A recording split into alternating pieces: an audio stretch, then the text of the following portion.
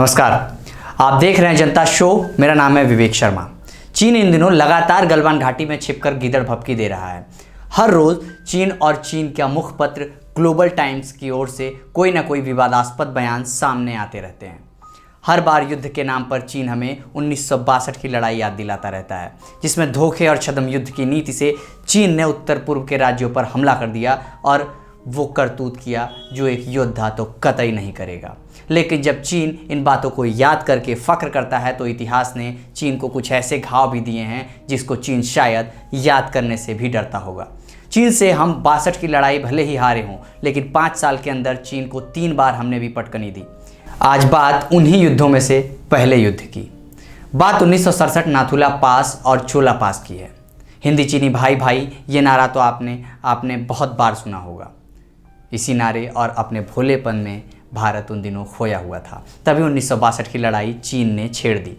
लेकिन 5 साल के बाद 1967 का वर्ष भी चीन को याद रखना चाहिए। 1967 को एक ऐसे साल के तौर पर याद किया जाता रहेगा। इस युद्ध में हमारे जाबाज सैनिकों ने न केवल मारा बल्कि चीनियों के बनाए गए टेंट बंकरों को भी ध्वस्त करते हुए पैदल दौड़ाकर चीनियों को भगाया था। नाथुला दर्रे की कहानी हमारे जाबाज सैनिकों की जाबाजी का न केवल एक मिसाल है बल्कि चीन के दुस्साहस का परिहास भी। उन दिनों नाथुला दर्रा की देखरेख और सुरक्षा की जिम्मेदारी 2 ग्रेनेडियर बटालियन के पास थी और सैन्य गश्त के दौरान दोनों देशों के सैनिकों के बीच अक्सर धक्का मुक्की भी होते रहती थी।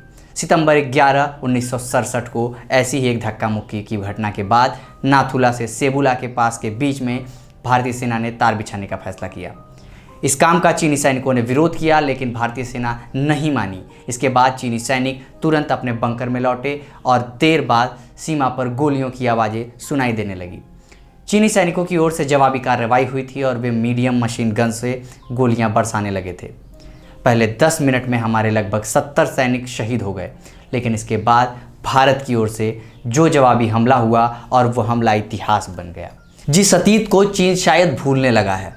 भारतीय हमले में चीन का इरादा चकनाचूर हो गया। सेबुला और कैमल्स बैंक से अपनी मजबूत रणनीतिक स्थिति का पूरा लाभ भारतीय जाबाजों को मिला और उन शेरों ने जमकर आर्टिलरी पावर का प्रदर्शन किया।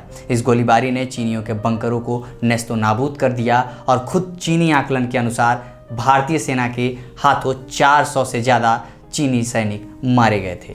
भारतीय सूरमाओं की ओर से लगातार 3 दिनों तक दिन रात फायरिंग जारी रही। शांत से रहने वाली घाटियों में बस गोला बारूद और आर्टिलरी की तड़तड़ाहट ही सुनाई दे रही थी। भारत ने चीन को मुंहतोड़ जवाब दिया था। चीनी अपना सेक्टर छोड़कर भाग चले थे और इस तरह 1967 नाथुला पास की पहली लड़ाई हमने जीती।